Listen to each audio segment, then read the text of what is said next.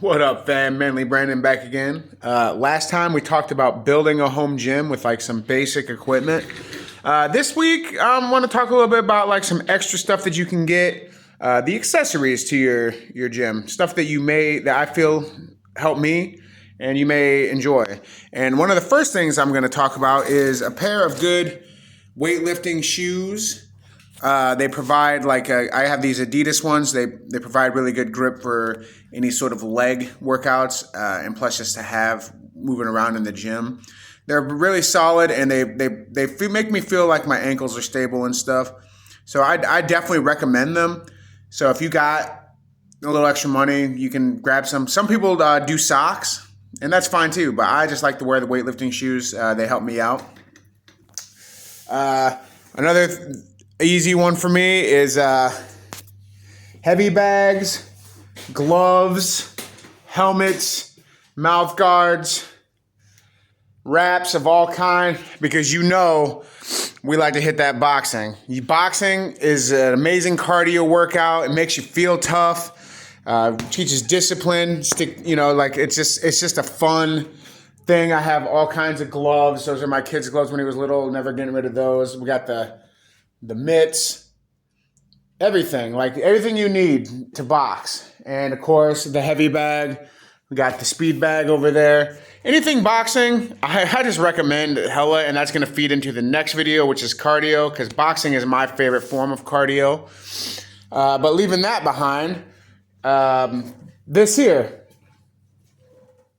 these little straps and these resistance bands.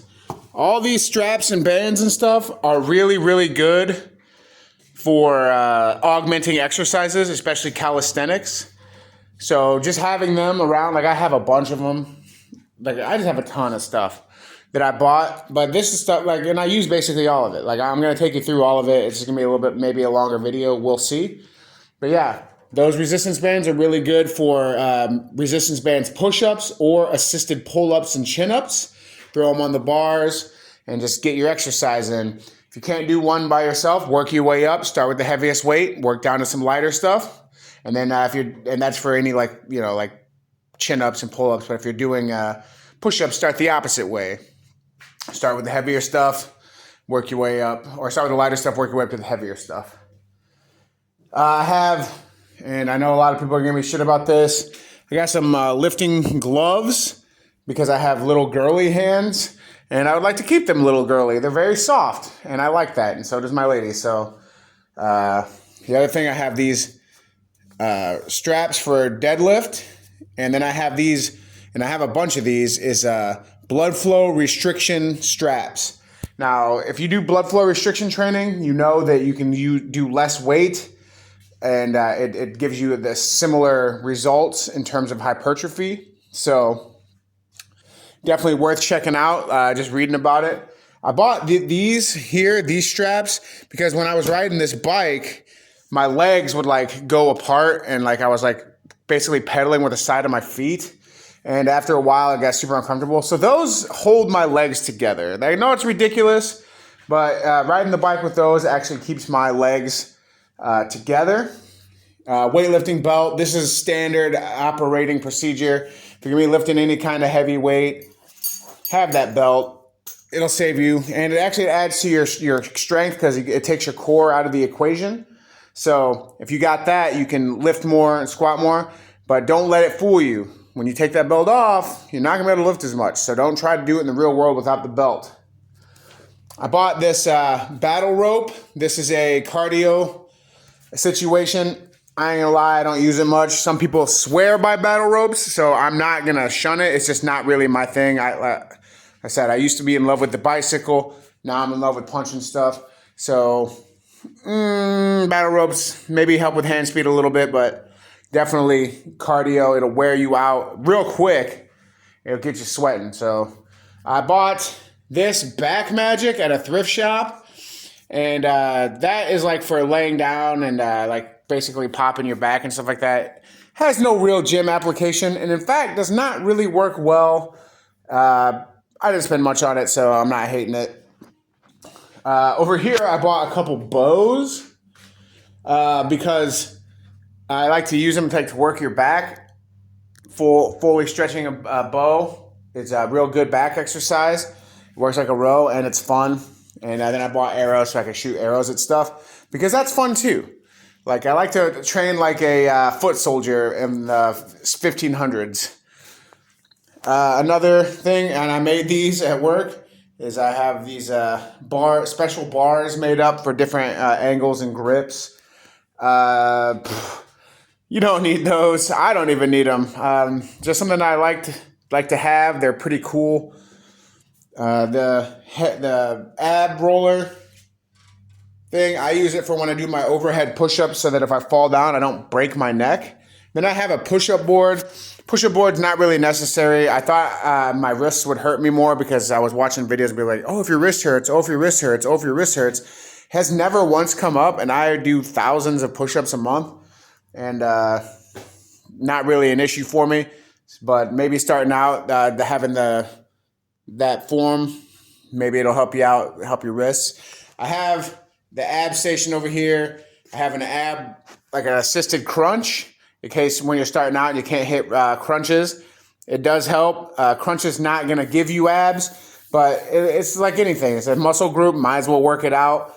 Eventually you want a progressive overload. You're going to have to get off that. So that's a good starting point. It'll help you hit some crunches. So that's like, if you can't really do crunches or sit-ups, get one of those ab machines and it'll help you. And then the rollouts, those do help, especially as you progress to just full standing rollouts. There's like a lot of stuff you can do with those. They're very, very cool when you want to be ab focused. But just remember, abs, like any other muscle, you have to progressively overload. Doing 1,000 crunches isn't going to give you 6-packs.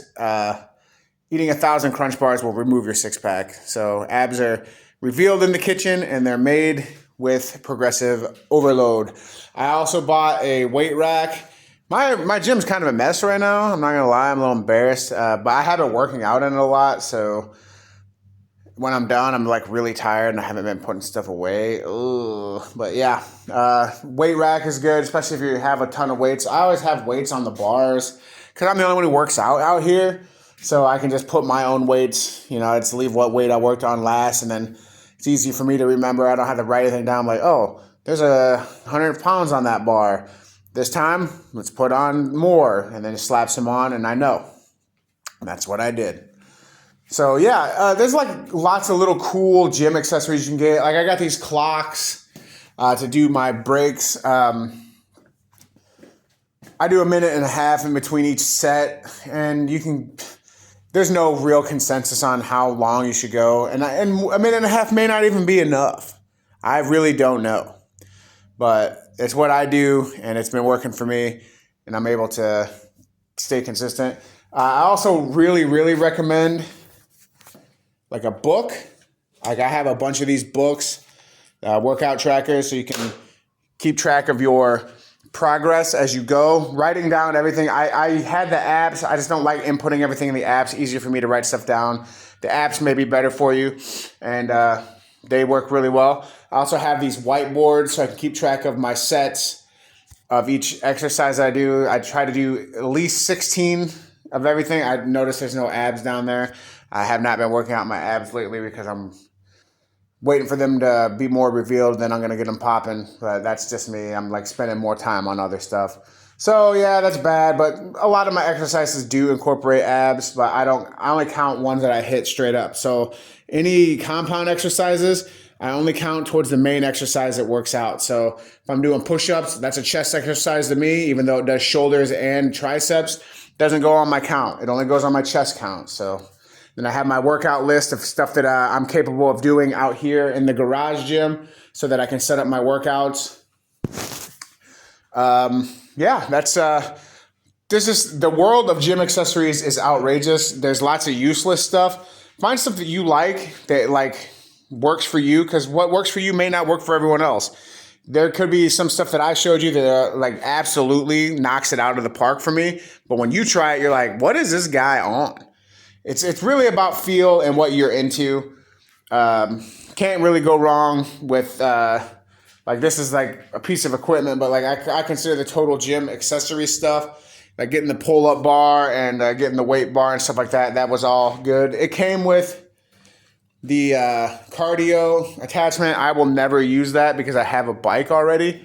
But it came with it, so who am I to poo-poo it? But for me, the most important gym accessory that I have isn't even workout equipment. It is just a badass stereo system. Because when I'm out here working out, I want to be in my own world. I want aggressive, pounding music playing, and that's what helps to power me through. So just a nice stereo system for your gym area is always going to be awesome. And if not, then some really good gym headphones. Also, like gym outfits, just whatever you like to wear. Like I'm not in the body dysmorphia stage yet, so like I wear like cutoffs because I like to see the pump.